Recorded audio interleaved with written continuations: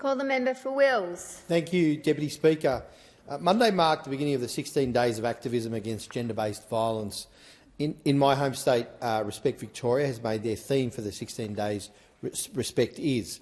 As they say, not all disrespect leads to violence against women, but all violence against women begins with disrespect.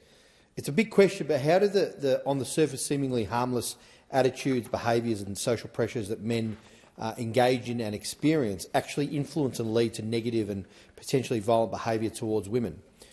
I wanted to share a story from one of the young women in my office that goes towards this theme of respect. She's nearing 30 now, but remembers clear as day this incident from when she was 17. On a walk after school, she waited at a traffic light to cross. A middle-aged man in his car wound down the passenger window, leant across a primary school-aged boy, perhaps his son, to wolf whistle at her before laughing and driving off. In an instant, she felt unsafe, uncomfortable, disrespected. And what of the young boy? What was going through his mind? In a country like ours, where 1 in 2 women will experience sexual harassment since the age of 15, her story is not unique. And anecdotes like this go to the fundamental idea of what respect towards women and girls should be, or is, and what it clearly is not. On that day, that primary school-aged boy was being sent a pretty clear message. Having behaviour modelled to him that says a woman's right to peace, safety and to respect comes second to a man's desire to harass her.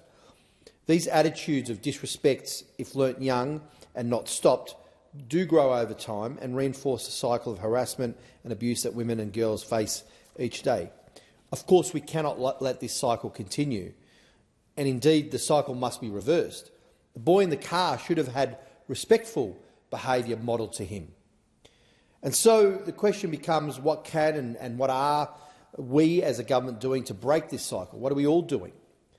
I genuinely believe that the National Action Plan to End Violence Against Women and Children in a Generation will help in this process, in ending this national crisis. It centres the experience and needs of victim survivors, and importantly, it looks towards genuine measures for preventing the cycle of violence before it can start. It promotes respectful relationship and consent training in schools, employer-led workplace initiatives to embed equality, and support for boys and men to develop healthy and supportive relationships with their male peers, behaviours that send a very different message to what was given to that boy in the car. But there are many challenges we will face along the way. Some men, very loudly, have come to the view women's equality is akin to a zero-sum game, funneling themselves into extremist views, misogynist online spaces and spurred on by the Andrew Tates of the world. These men and boys have concocted the idea that if there is a winner through equality, there's got to be a loser, and they're the losers. Of course, this could not be further from the truth, but unpacking and reframing these attitudes with men and within their understanding of this, and especially young boys, is the key part of driving long-lasting behavioural and cultural change. But of course, long-term behavioural change is, unfortunately, by its very nature, not immediate. And when a woman is being murdered on average every 3 days in this country, the idea of a consistent but ultimately generational change in men's behaviour does not provide much solace, or I assume it wouldn't provide much solace to all the women and girls who are unsafe today.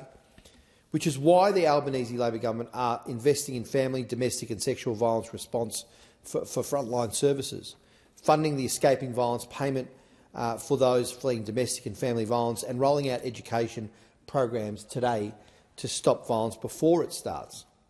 And where there are areas we can do better on, I commit, and I assume many of my colleagues here in this place will commit to championing these solutions within government as well as locally in my community. Disrespect towards and violence against women and girls is a national crisis that needs to be on the agenda every day, not just during the 16 days of activism. It won't end by politicians stepping into this space and making statements once a year, patting ourselves on the back and then going on our merry way. We must look at the ways we can break the cycle of disrespect and violence in the short, medium and long term and ensure victim survivors are heard and believed. And for me personally, it means proactively having conversations with men and boys in my life, in the community that I represent, calling out harmful attitudes towards women and girls wherever I see them, and modelling respectful behaviours to boys and men. That is what respect means to me and what I commit to do every day.